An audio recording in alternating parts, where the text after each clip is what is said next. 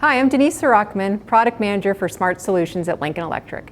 Today we're going to be talking about Voyage Arc, our all-in-one virtual reality headset for career exploration. Lincoln Electric developed this tool so that younger grades could be exposed to the basics of welding in order to shore up the skills gap that's going on with the trades. The tool can be used in the classroom, so today we're going to be talking about some different ways to set it up. If you bought an individual headset, you can connect it to a TV just like this in your classroom so that the students can see what's going on inside the virtual environment.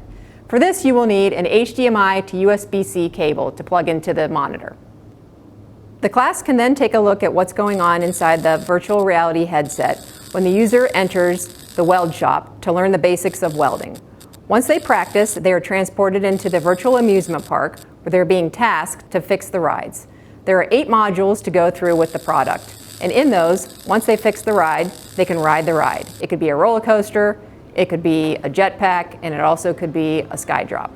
The Voyage Arc is also offered in bundled sets so that the entire classroom can each have their own all-in-one headset.